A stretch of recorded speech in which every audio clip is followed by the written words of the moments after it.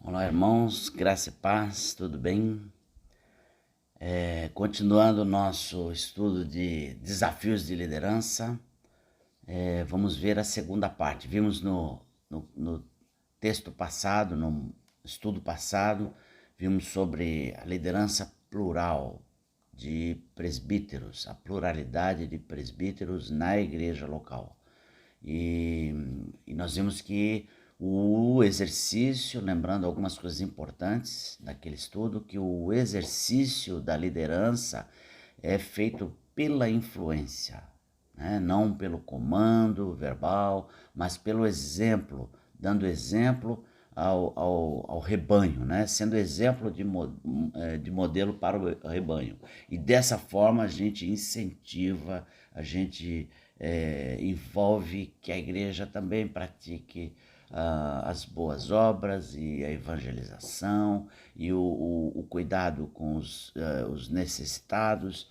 Então é dessa forma que a igreja, que a liderança conduz o rebanho de Cristo, né? Os discípulos de Jesus. E agora nós vamos ver a outra parte, que é a questão do uso do poder, né? Primeiramente a gente poderia definir poder como uma capacidade, um direito de agir, de deliberar, de exercer autoridade, soberania ou posse de um domínio. Isso é poder, né? Por isso que o nosso poder é limitado, porque nós não temos um poder pleno, não temos um domínio pleno das coisas, né? Então o poder, ele está ligado diretamente ao domínio, né? E domínio, você pega lá no dicionário, o que significa domínio? Domínio é autoridade, é poder, é posse, é senhorio, é direito de usar, de dispor de um bem, de uma propriedade plena. Então é o direito total de algo, né? De posse, de domínio. É isso que o dicionário nos diz. E então está diretamente ligado ao domínio, o exercício do poder. No primeiro capítulo de Gênesis, né, se os irmãos abrirem lá, Gênesis 1, 26, né, vai falar sobre a criação do homem, né? E Deus fala assim, lá no momento da criação, Gênesis 1, 26, ele fala assim: façamos o homem à nossa imagem, conforme a nossa semelhança. Domine ele sobre os peixes do mar, sobre as aves do céu, sobre os grandes animais de toda a terra e sobre todos os pequenos animais que se movem rente ao chão. A gente vê que Deus concedeu ao homem domínio sobre a sua criação, né? O homem criado à imagem e semelhança de Deus passa então agora a ter domínio sobre a criação de Deus, né? Ele recebe poder para cultivar e guardar o jardim, né? Você vê lá em Gênesis 2, 15 a 17, diz assim: o Senhor Deus colocou o homem no jardim do Éden para cuidar e cultivá-lo. E o Senhor Deus ordenou ao homem: coma livremente de qualquer árvore do jardim, mas não coma da árvore do conhecimento do bem e do mal, porque no dia em que dela comer, certamente você morrerá. Temos que, mesmo sobre a criação, foi dado ao homem domínio, foi dado esse exercício do domínio e do poder com limites, não foi aberto, né? Na atividade pastoral, nós, como presbíteros, temos essa função supervisora e na nossa função supervisora está junto o uso do poder, mas não é pleno. Nós não temos uso pleno do poder. E agora nós estamos falando de uma liderança pastoral, de uma liderança da igreja, uma liderança de pessoas, um envolvimento de poder nas relações humanas, e aí então mais limitado ainda. Segundo as Escrituras, o poder pastoral dos presbíteros é limitado à forma de procedimento. Nós vimos isso no estudo passado. A forma de procedimento segundo Cristo e segundo a doutrina cristã, a doutrina dos apóstolos, tendo como paradigma Jesus. Jesus é o nosso modelo, é o nosso paradigma. Portanto, a autoridade exercida pelos presbíteros ela é consequência do seu procedimento, de como procedemos. Não do que mandamos, do que fazemos, do que dizemos para fazer, mas do nosso ensino junto com o nosso procedimento, que tem que ser coincidente, né? E a gente lembra do livro a primeira epístola de Pedro, né? Da Escritura, que fala o seguinte, primeira epístola de Pedro 5, de 1 a 3. Rogo, pois, aos presbíteros que há entre vós, eu, presbítero como eles, e testemunha dos sofrimentos de Cristo, e ainda co-participante da glória que há de ser revelada, pastoreai o rebanho de Deus que há entre vós, não por constrangimento, mas por espontaneamente, como Deus quer. A vontade é de Deus, né? Do nosso pastoreio, certo? Como a forma, como Deus quer, não por sorte da ganância, mas de boa vontade, nem como dominadores dos que vos foram confiados, não tomar domínio daquilo que é de Deus. Aquelas pessoas são de Deus, nós não temos domínio sobre elas, né? Eles nos foram confiados, né? Antes, não como dominadores, antes, como modelos do rebanho, tornando-vos modelos. Então, nós está aqui o nosso limite de poder no exercício da liderança do corpo de Cristo, né? Da igreja, não do corpo, porque o corpo é toda a igreja, a gente comenta de uma igreja local, né? De toda a igreja são os apóstolos, né? Mas nós temos uma influência sobre uma igreja local. Então Deus nos concede nos confia esse trabalho, né? E a gente tem que se esmerar para fazer ele o melhor possível, segundo a vontade dele, né? A Deus, Jó 25:2, a Deus pertence o domínio e o poder. Ele faz reinar a paz nas alturas celestes.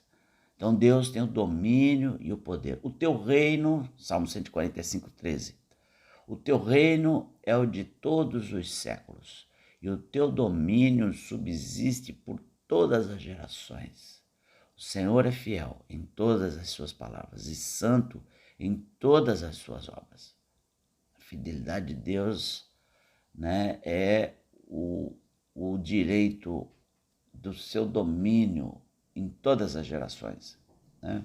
E a sua fidelidade.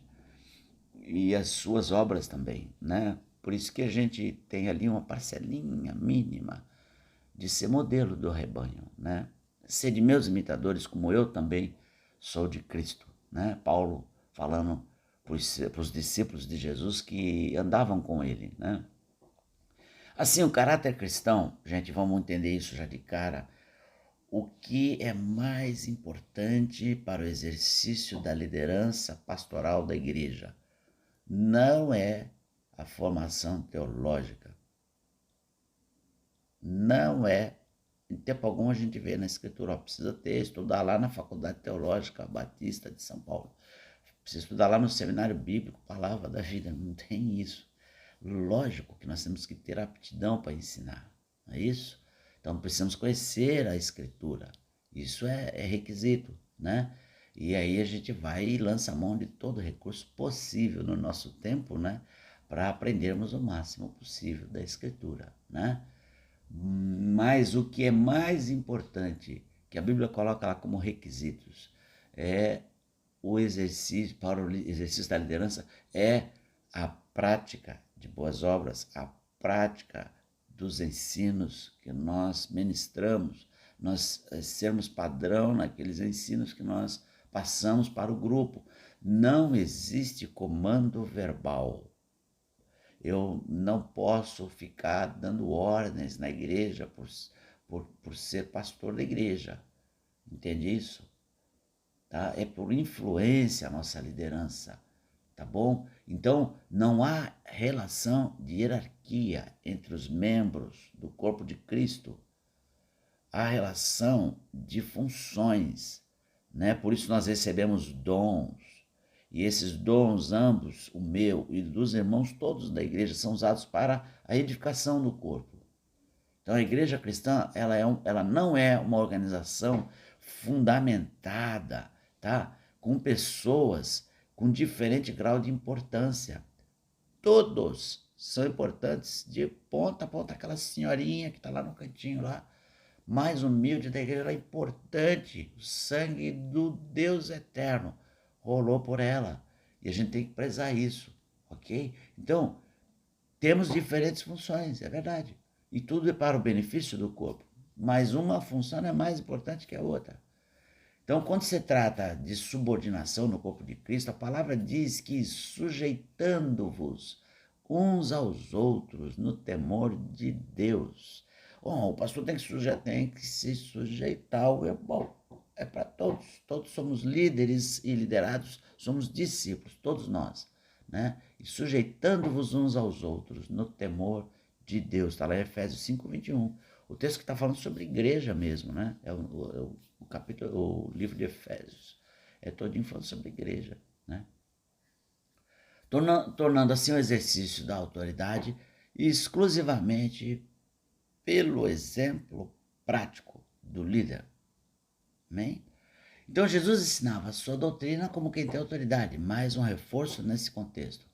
E não como os escribas e fariseus. Está lá em Mateus 7, 28 e 29. Lê com calma esse texto. Né? Jesus tinha autoridade porque ele praticava o que ensinava. Ele fala não como os fariseus. O que acontecia com os fariseus?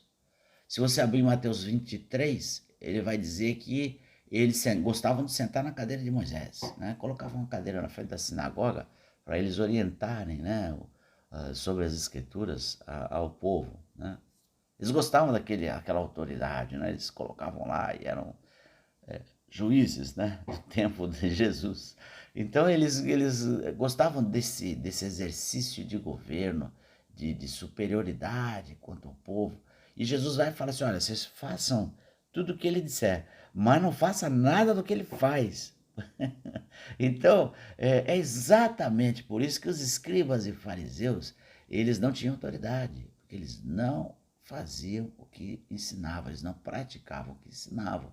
Então a autoridade no reino de Deus, o poder, né, a liderança, ela vai ser exercida pelo exemplo. No reino de Deus é assim que será. Se você pega lá Marcos 10, 42 a 45, vai falar sobre, Jesus fala, olha, os reis do mundo, eles exercem domínio sobre os povos, e os seus maiorais, eles vão lá e dão ordens, né? Eles exercem poder sobre vocês. Entre vós não será assim. Aquele que quiser ser o maior tem que ser o menor.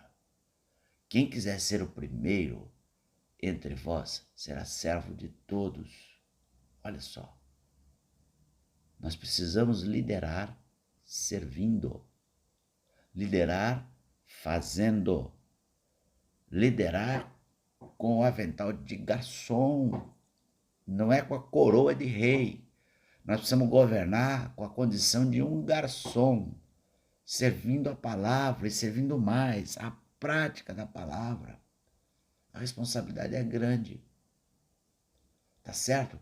Nós temos que dirigir, dizer para eles por onde temos que andar, mas comigo na frente.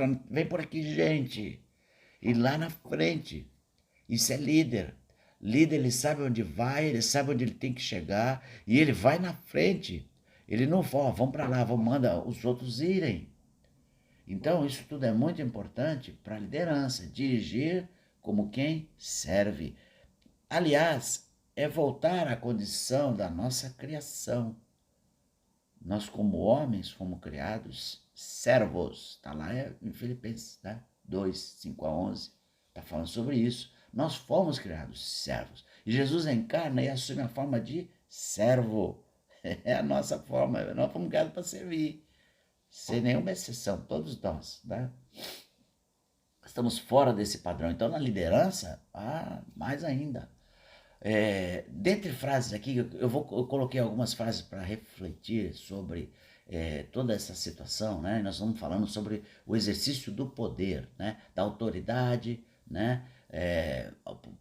Liderança, poder, autoridade, tudo isso se integra e a gente precisa entender exatamente o que é cada uma. Então, sobre isso, Carol McCarthy, tudo isso tem referência, tem citação, eu vou mandar isso tudo para vocês depois, né? E tem o texto aqui que eu vou ler, que eu estou lendo, alguma coisa eu estou separando, eu não vou falar sobre tudo que eu escrevi, tem mais assunto escrito do que eu vou falar, porque senão fica muito cansativo e tal, né?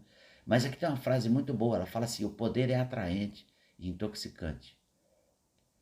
E os mais devotos e fiéis, olha só, ao ministério da igreja, são os mais suscetíveis. Uma vez que o espaço na igreja foi conquistado, é difícil viver sem ele. Uma vez que a influência foi exercida, é difícil abrir mão dela. Está se referindo ao exercício de uma influência e se ela for exercida de forma errada, você não abre mais mão dela. Influencia você a agir de forma ilegítima. Né? E olha só, o Ken Blue, ele fala assim, ele apoia esse pensamento, ele fala assim, o uso ilegítimo do poder é como beber água salgada, quanto mais se bebe, mais sedento fica. Complicado, né? Marília César, que escreveu um livro, também está aqui referenciado, né? Abuso de poder, ela alerta para o seguinte, o poder é uma espada que poucos manejam com destreza. É fácil errar a mão, é fácil cair na tentação de manipular. Em resumo, o poder é o exercício que a liderança é o exercício da liderança. A liderança exerce poder. A autoridade é aquele que tem o direito de exercer o poder. É pessoal, a autoridade. Tá? Eles não existem isoladamente, não existem. Eles são encontrados em relações de poder, líderes e liderados. Liderança, autoridade e poder são encontrados nas relações humanas o tempo todo. Não necessariamente na igreja, mas na igreja também. Tá certo? E aí importa a gente saber que esse exercício de poder que eu, como autoridade nas escrituras, vou ter, é de praticar aquilo que eu prego, não exceder no exercício do poder. O poder, para mim, como líder da igreja, tem limites. Aquelas pessoas são ovelhas de Jesus. E Deus não se conteve em dar limites para mim e para você. Não posso, tenho que usar o poder da forma correta. Tá certo? Tipos de poder. Tem vários tipos, alguns se você usar ele de forma errada, tu excede o poder. Você já não consegue estar dentro do uso correto do poder. Tá? O exercício de poder é um elemento cotidiano da nossa vida. O tempo todo a gente está nas relações humanas, estamos exercendo poder. Então, por exemplo, o primeiro deles eu vou citar, longe de querer ser...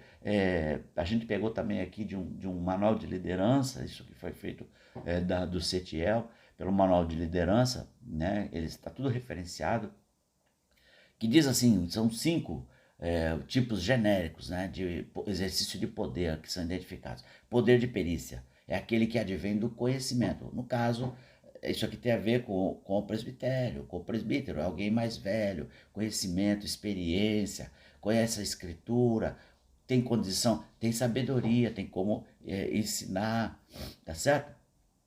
Então, quando o conhecimento, a habilidade, a sabedoria é reconhecido pelos outros, há um certo poder no exercício dessa liderança, tá? Porque a pessoa atende, ela ouve, atende ou procura atender aquele ensino, tá? É o poder outorgado, é o poder de perícia, tá? Os pastores normalmente têm essa situação, porque tem a formação teológica, né, a educação teológica, tem o treinamento ministerial, a experiência ministerial, a experiência de vida, que não pode ser um neófito, então tem pelo menos vários anos aí de andar com Jesus. Isso que faz o poder de perícia. Poder de referência também é o segundo aqui, que deriva do desejo do liderado, de se identificar com o líder. Ele precisa de alguém como referência, ser de meus imitadores, como eu sou de Cristo. Você vai ser a referência para ele saber como Jesus andou. Olha só que peso, cara, essa responsabilidade é grande,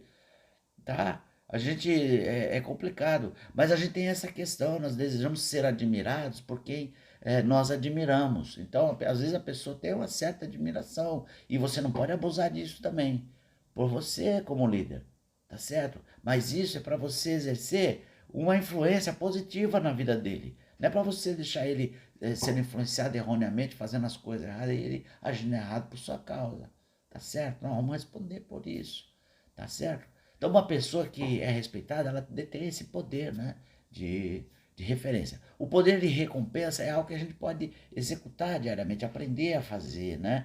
Ou seja, quando você elogia um irmão, então eu já elogiei talvez a diva, ou, né, no exercício lá da tesouraria, a Arlete lá no louvor, e tudo isso são recompensas. A pessoa não está esperando ganho financeiro, eu também não. Nós não estamos ali para isso, né? Nós estamos ali para louvar a Deus, agradecer, servi-lo, servindo aos irmãos, servir ao Senhor. É ali, é para isso que nós estamos ali, é para isso que o líder está ali. Então, um poder de recompensa. A gente, quando fala, tem elogio a pessoa se sente bem recompensada. Por isso, é um poder de recompensa que se tem, né? Poder de coerção. E aqui sim, se você superar, passar do limite, você escorrega, você abusa do poder. Você não usa, você abusa, né? Você usar o poder é usar ele de forma legítima. Legítimo para o presbítero tem limites. Legítimo para o pastor da igreja tem limites. Então a pessoa com esse tipo de poder, ela pode negar recompensas, fazer punições, por exemplo, através de recompensa.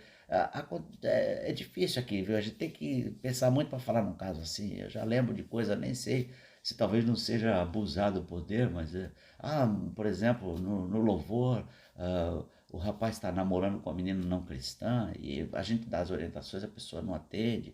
Então, olha, tu vou ficar um pouco afastado aí até tua cabeça parar para pensar, afasta ele do louvor. Então talvez seja um poder de coerção, no sentido de ajudar ele a ter força para não andar com aquele relacionamento que não é agradável para Deus, né? Então a gente pode talvez, eu estou pensando nisso aqui agora, né?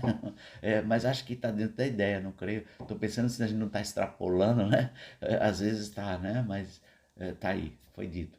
Então, o poder legítimo, por exemplo, né, é o outro poder, é o tipo de poder chamado poder de posição, baseia-se no fato de você estar numa condição, num cargo na igreja de posição, uma posição de pastor, de presbítero e tudo mais. Então, tá aí.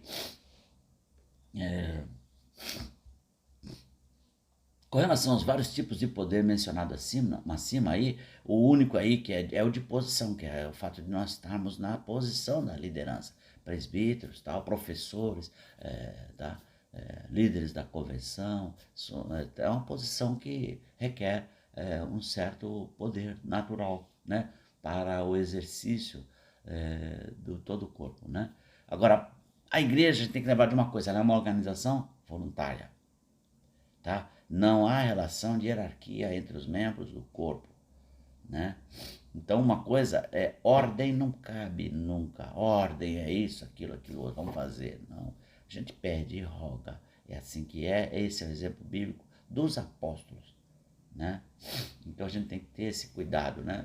Pedir e tal, nenhum problema. Quando se trata de subordinação no corpo de Cristo, o que a Bíblia diz é sujeitando-vos uns aos outros no temor de Cristo. Efésios 5:21, livro da igreja. É o livro da igreja, Efésios 5:21, tá? Então, sujeitando-vos uns aos outros, mas líder para o liderado? O líder é para o liderado, também se sujeitando ao liderado, entendeu? Então é isso aí. Então, tornando assim o exercício da autoridade exclusivamente pelo exemplo prático do líder. Jesus ensinava a sua doutrina como quem tem autoridade, não como os escribas e fariseus. Ele tinha autoridade porque ele praticava o que ele ensinava, Ele era exemplo para todos, né? E a gente precisa dirigir como quem serve, né? Conforme falamos agora há pouco. O abuso do poder por parte de líderes organizacionais é um tema muito requerido hoje, né? Muito atual, muito pesquisado e muito falado. É um assunto que infelizmente está na mídia, está em todo lugar, né? Esse abuso tem se multiplicado e a gente tem visto toda hora problemas de abuso de líderes, né? Das igrejas, né? Isso tem contaminado, isso envergonha o nome de Jesus. Isso nós não, porque nós representamos o seu nome. Então a gente não pode fazer isso, né? Porque o nome dele é grande. A gente viu isso no outro texto, o nome dele é grande. A gente viu isso, acho que foi no estudo de Malaquias. Estou confundindo aqui, mas não tem problema, é a mesma escritura. O nome dele é grande. Olha o que vocês estão fazendo, sacerdotes. Olha o que vocês estão fazendo. O meu nome é grande. Vocês estão desprezando o meu nome, né? Nós somos o do nome, o do caminho, né? Então é isso. Frase para refletir. Na sociedade ocidental moderna, em que ninguém é legalmente ou socialmente compelido a ir à igreja, os abusadores espirituais precisam da cooperação voluntária de suas vítimas. Cuidado com isso. É uma cooperação voluntária. Todos no sentido de pregar o evangelho. Todos no sentido de ajudar as pessoas com auxílio, os necessitados, com boas obras, com atendimento alimentar, muitas vezes de roupa, todos cooperando voluntariamente, não é? Não pode exigir o dinheiro, o dízimo, um valor, sabe? É voluntário. É claro que a Bíblia manda, eu não. Ela pode orientar, ó, isso aqui é ordem na Escritura. Nós contribuímos com generosidade. Eu não posso ir lá e falar, ó, mãe, quem vai dar R$1, quem vai dar 10, quem vai dar 100, quem vai dar 1.000, tá certo? Então é isso. Poder é complicado. A gente tem que saber lidar com ele e não é fácil. Tem uma música bem legal aqui para vocês, eu já deixei gravado aqui, só vocês colocarem no Google que vai abrir, é do João Alexandre, né? Proibido pensar. Vale a pena ouvir, é uma crítica construtiva a essa forma de agir abusiva, né, de líderes religiosos. Tá? Eu tenho aqui características de personalidade de líderes que muitas vezes eles são abusivos. E a gente precisa cuidar disso, a gente não entrar nesse caminho. Vou citar, são 5, rapidinho. Egocentrismo, então é uma combinação dos pecados de egoísmo e vanglória, né? Então eu estou no centro, né, do universo. O mundo e o universo inteiro gira ao meu redor. É o egocentrismo praticado na liderança, tá certo? Tal pessoa se preocupa demasiadamente consigo mesmo, né? Nada com a necessidade dos outros. Dos outros ao seu redor não tem importância. Egocentrismo, você praticando isso, você abusa, né? Manipulação, porque você tá lidando com são relações humanas. Então, se você praticar o egocentrismo, você pode até ter esse egocentrismo no contato com os irmãos, isso pode ser até uma dificuldade sua, né? Mas tem que tomar cuidado com isso, que você vai abusar como líder da pessoa, entende? Manipulação é hipocrisia, é a mentira, é ficar manipulando coisas, né? Manipulação é puxar a sardinha pro seu lado, né? É o jeitinho, né, de se dar bem, né? De simular as intenções para prejudicar, para tirar vantagem, né? Manipulação, intimidação, são coisas que são fortes em líderes, né? Então é falta de mansidão e uso de castigos em excesso, né? Tendência de usar o medo, distanciamento social, isolar a pessoa, intimidação. O quarto dessas características é a agressividade passiva, é não dizer claramente o que pensa, mas dissimular, né? De achar que, não, legal, tal, mas não concorda com aquilo e não fala, e então tu usa uma agressividade passiva. Microgestão é você ter controle excessivo das mínimas coisas. Tudo você controla, né? se envolve no trabalho das pessoas e fica dizendo tudo como vai ser. Então essa microgestão destrói também né?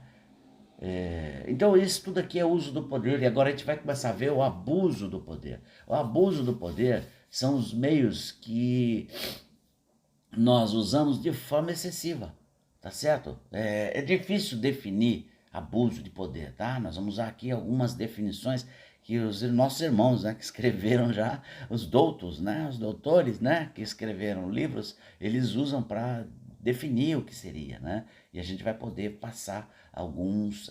Mas tudo isso aqui é para a gente aprender, gente, a usar o poder, que nós vamos lidar com isso o tempo todo, tá? Para exercer uma liderança saudável, de forma que ninguém saia ferido com a tua liderança em tempo algum, tá certo? E é possível isso acontecer? De monte o tempo todo, né? As pessoas são abusadas por líderes evangélicos, né? Quando nós estamos falando isso, estamos falando no exercício do trabalho, não estamos nem falando dos pecados que são cometidos, né? Estamos falando no exercício do próprio trabalho espiritual. Então é muito difícil a gente definir claramente. Primeiramente, né, segundo o dicionário, abuso é o uso incorreto ou ilegítimo do poder, tá? É um uso excessivo ou imoderado de poder. Está lá no dicionário online, ok? E tem várias tentativas de explicar o que é o abuso espiritual. Vamos ler, eu queria ler alguns deles. Alguns não, duas definições. Tem mais aqui, deixo para vocês lerem depois. A primeira é desse Marc Dupont. Ele fala assim: abuso é o uso abusivo do poder, independentemente se o abuso é de natureza emocional, física, sexual ou espiritual. Sempre se trata do uso errado do poder e da autoridade. Aquele poder que o indivíduo utiliza para controlar, dominar, manipular ou usar os outros, com o intuito de compensar os medos, as feridas ou inseguranças próprias. Os seus medos, você termina manipulando os outros, usando os outros, para que ele não... Eu gosto desse aqui, que é do Ed Renekiewicz, que é o pastor da Igreja Batista da Água Branca, né? O pastor Ed Renekiewicz, ele é uma parceria muito próxima lá com a Missão Sena. Então eles estão sempre lá, IBAB está sempre lá ajudando a nossa Missão Sena ali de São Paulo. E é muito legal, ele é um cara muito joia, é santista, né? Ele é originário aqui de Santos, né? É uma das maiores igrejas, uma igreja referência hoje no Brasil, e em São Paulo e no Brasil, né? Uma das grandes igrejas de São Paulo, a Igreja Batista da Água Branca. Ed Renekiewicz, ele fala isso aqui no livro Quebrando Paradigmas, se eu não me engano, tá? O abuso espiritual é formado por alguns ingredientes. Primeiro, o autor do abuso permite conscientemente que a vítima confunda a identidade dele com a autoridade espiritual que ele representa. A minha autoridade não é a de Deus, não é a sua autoridade, pastor, não é a autoridade de Deus, tá certo? Ela tem pequenininha, né? Se contém com pequenininho, é bem pequena a nossa autoridade, ela existe, mas não é a de Deus. Então o cara quer que o outro confunda a sua autoridade com a quem você representa, tá? Segundo ingrediente ocorre quando o autor do abuso desfruta de benefícios pessoais, quando eu faço isso para ter benefício para mim mesmo, né? Na relação com o liderado.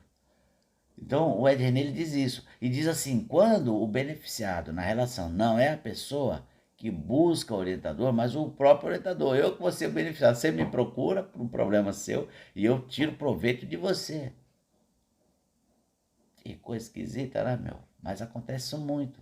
Toda vez que numa posição de serviço, aquele que serve é maior que o beneficiado, então ele não está servindo, está sendo servido. Ali existe abuso. Essa é a ideia de René. Tem outras definições aqui, depois vocês leiam com calma, né? São bem interessantes todas as definições que tem aqui. Maria César, ela escreveu também um livro sobre abuso, né, de líderes, abuso espiritual. Ela fala assim, ela complementa que o abuso espiritual não nasce com cara de monstro. A princípio mostra-se formoso em forma de um relacionamento mais íntimo entre o fiel e o seu líder. Pouco a pouco, entrando, vai mostrando a sua verdadeira natureza perversa. Brota como uma flor singela, cheia de boas intenções. Desenvolve-se em meio a um terreno fértil da carência e da vulnerabilidade humana. Então, com o convívio do livre exercício do poder, parte de uma liderança autoritária, o abuso espiritual vai assumindo gradualmente a sua fisionomia grotesca. É bem isso daí. Então, abuso do poder, gente, é esse que é o problema. O uso do poder é o uso legítimo. Saiu do legítimo é abuso, entende? Então, faces do abuso do poder. Então, tem aqui alguns textos que eu queria ler só para a gente meditar um pouquinho sobre isso. Vamos só ler, tá? No Antigo Testamento, no Novo Testamento, e também tem mais exemplos do Novo Testamento. Eu vou ler 3 exemplos, um do Antigo, um de Jesus, foi com Jesus, e o outro dos apóstolos, tá? No Novo Testamento. E tem outros aqui, vários. Leiam todos depois, com calma, a gente vai passar tudo isso escrito para vocês, e vocês podem ler sem problema nenhum, deve ler, né? Para que a gente possa caminhar também, né? No sentido de aprendermos mais, né? Muito bom esse estudo, né? De abuso do poder. Então, o filho do homem, desculpa, Ezequiel 22, 24 a 29, diz assim: Filho do homem, diz-lhe, tu és terra que não está purificada e que não tem chuva no dia da indignação. Conspiração dos seus profetas há no meio dela, como um leão que ruge, que arrebata a presa, assim eles devoram as almas, tesouros e coisas preciosas tomam, multiplicam as suas viúvas no meio delas. Os seus sacerdotes transgridem a minha lei e profanam as minhas coisas santas. Entre o santo e o profano não fazem diferença, nem discernem o imundo do limpo. Dos meus sábados escondem os seus olhos, e assim sou profanado no meio deles. Os seus príncipes no meio dela são como lobos que arrebatam a presa para derramarem o sangue, não destruírem as almas e ganharem lucro desonesto. Os seus profetas lhe passam caiação, tendo visões falsas, profetizando mentiras e dizendo assim diz o Senhor, sem que o Senhor tivesse falado. Contra o povo da terra praticam extorsão, andam roubando, fazem a violência ao aflito e ao necessitado, e ao estrangeiro oprimem sem razão. Ezequiel 22, 24 a 29. No 34 também fala, é muito específico, ele fala para pastores. Filho do homem, profetiza contra os pastores de Israel. Profetiza e diz-lhes, assim diz o Senhor Deus, ai dos pastores de Israel, que se apacentam a si mesmos. Não apacentarão os pastores as ovelhas? Comeis a gordura, vestivos da lã, degolais o cevado, mas não apacentais as ovelhas. A fraca não fortalecestes, a doente não curastes, a quebrada não ligastes, desgarrada não tornastes a trazer, e a perdida não buscastes, mas dominais sobre elas com rigor e dureza. E assim vai. Então tem muitos exemplos na Bíblia de abuso de poder, abuso daqueles líderes que somos nós hoje, né? Então a gente precisa ficar ligado com isso, que essa profecia é para nós também. Tá? Lá no Novo Testamento, Jesus, lá em Mateus 16 diz assim, 16 de 6 a 12, diz assim: Jesus lhes disse, vede e acautelai-vos do fermento dos fariseus e saduceus. Eles, porém, discorriam entre si, dizendo, é porque não trouxemos pão? Percebendo Jesus, disse, por que discorreis entre vós, homens de pequena fé, sobre não terdes pão? Não compreendeis ainda, nem vos lembrais dos 5 pães para 5.000 homens e de quantos cestos tomastes? Nem dos 7 pães para os 4.000 e de quantos cestos tomastes? Como não compreendeis que não vos falei a respeito de pães? E sim acautelai-vos do fermento dos fariseus e dos saduceus. Então entenderam que não lhes dissera que se acautelasse do fermento de pães, mas da doutrina dos fariseus e saduceus. Por quê? Porque era mentirosa, porque era é, desonesta, né? E assim vai, tem vários textos aqui. Você pega o Mateus 23 inteirinho, tá falando sobre isso, né? Tem todos esses textos aqui, depois vocês dão uma olhadinha. E é mais um aqui, exemplo, só para a gente terminar, né? Vamos ler aqui a terceira epístola de João, tá? De 9 a 11. Ela diz assim: escrevi alguma coisa à igreja, mas Diótrefes, que gosta de exercer a primazia entre eles, não nos dá acolhida. Por isso, se eu for aí, falhei lembrar das obras que ele pratica, proferindo contra nós palavras maliciosas. E não satisfeito com estas coisas, nem ele mesmo acolhe os irmãos, como impede os que querem recebê-los e os expulsa da igreja. Isso aqui é uma liderança abusiva. Ele ordena, ele dá ordem, ele comanda, ele é como se fosse o dono das pessoas. Ele exerce domínio sobre as pessoas, que Pedro orientou, né? Não como dominadores do rebanho. Isso tudo é abuso. Tá? Então, o abuso e suas vítimas na cultura brasileira é muito comum a gente ver, porque a cultura brasileira ela é propensa para isso. Aí quando você traz esse povo para dentro da igreja, é o mesmo exercício de liderança que vai ter. Os mesmos líderes são tirados daquele meio da cultura brasileira. E aí você vai ver isso que está acontecendo aí. Né? O Brasil foi descoberto em 1500, mas só em 1889 se tornou república. Né? Nesse período ele viveu o tempo todo debaixo da dinastia portuguesa, que comandou o país com mão de ferro, né? Extraindo os nossos minérios, nossos tesouros, né? Levando. Né? Então nós estamos acostumados a ser serviçais, e é assim mesmo, e ter alguém que manda na gente. Né? E aí entra na igreja com essa mesma mentalidade, com esse mesmo pensamento. Mesmo depois da proclamação da República, nós tivemos pouco tempo, né, de uma democracia mais representativa, mais do povo. Né? A democracia nossa até hoje não é do povo. Né?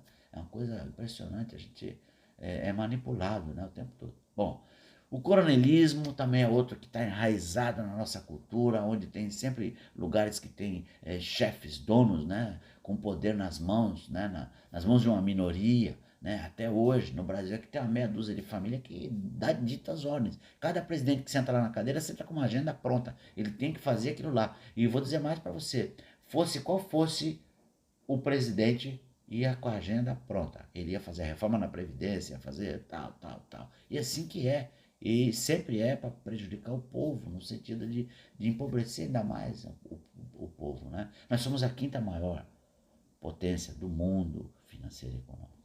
É incrível a gente ter aqui tanta miséria. Né? Então isso é uma coisa que a igreja não está conseguindo reverter, não está conseguindo mudar em favor do povo. E creio que a liderança da igreja tem tudo a ver com isso. Tem responsabilidade sobre isso, tá? Vamos terminar. Com essa função centralizadora de poder, sempre exercendo forte influência sobre o povo, é esse povo que vai parar na igreja. E aí na igreja o que a gente vê? A gente vê o pastorcentrismo, né? Pastor presente, pastor o tal, tá? Ele é o centro, ele é o padrão, tá? Isso aqui é a forma como funciona na igreja.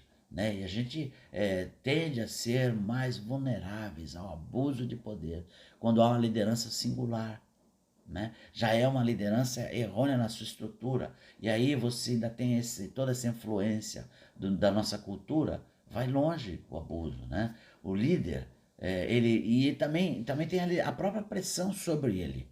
Né? Muitos até não entram com essa intenção, depois chegar lá, eu preciso entrar nesse meio e ser assim, porque é assim que o povo quer. O líder está sob pressão, ele tem que ser profeta, tem que ter dom de cura, tem que ter oração forte, tem que ser ungido, tem que multiplicar rapidamente a igreja. É o pastor que vai fazer a igreja crescer. Não é, sou eu e você juntos. Nós estamos juntos nesse, não é verdade? Então a gente precisa adotar uma religiosidade correta, uma espiritualidade sadia, a gente tem que adotar uma liderança sadia. Né? Muitas pessoas se afastaram, hoje nós temos muitos, são chamados sem igrejas, que estão afastados por causa de liderança, de abusos de liderança que ferem. Isso, gente, é muito difícil. Nós temos que partir de um princípio. Eu não sou perfeito. eu preciso melhorar, aprender mais sobre isso. E se eu tiver esse entendimento, eu posso melhorar e não exercer uma liderança abusiva, porque é possível, tá, a gente fazer isso. E a gente vai sempre crescendo na direção do nosso paradigma, Jesus Cristo, Senhor. Obrigado, Deus abençoe a vocês e estamos juntos aí. Deus abençoe.